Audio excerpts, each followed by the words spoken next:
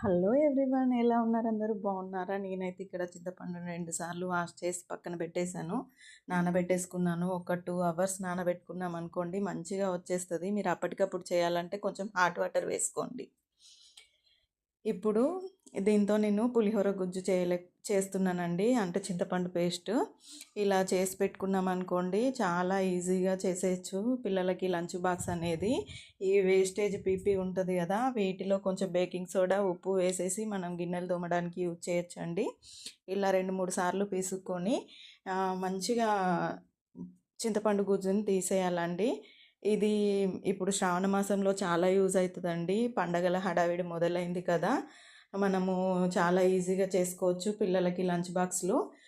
ఇది టెంపుల్ స్టైల్లో చేస్తున్నానండి నేను. ఇందులో వెల్లుల్లి వేసాను నేను డైలీ ఇంట్లో చేసుకోవడం కోసం. మీరు అమ్మవారికి యూజ్ చేసే దానిలో అయితే వెల్లుల్లి వేయకండి. నేనైతే ఇంట్లోకే చేస్తున్నానండి. పిల్లలకి నాకు పూజలు చేస్తా, పిల్లలకి లంచ్ బాక్స్ హడావిడి అయిపోతుంది, అందుకోసం ఈజీగా ఉంటుందని చింతపండు గుజ్జుని ఇలా మంచిగా తీసేసుకోవాలండి. తీసుకున్న తర్వాత కొంచెం ఉడికించేసుకోవాలి, చిన్న మంట మీద ఉడికించుకోవాలి. ఇలా చేసి పెట్టుకోండి, 6 నెలలైనా స్టోర్ ఉంటుందండి ఇది. నేను మళ్ళీ టెంపుల్ స్టైల్లో ఎలా చేయాలో చూపిస్తాను. అది చాలా ఈజీ ఉంటుందండి. అది కూడా దానికి ఒక పొడి యూజ్ చేస్తాం, సీక్రెట్ పొడి. అది నెక్స్ట్ వీడియోలో నేను చెప్తాను. ఇక్కడైతే నేను చింతపండు గుజ్జుని మంచిగా ఉడికించుకుంటున్నాను.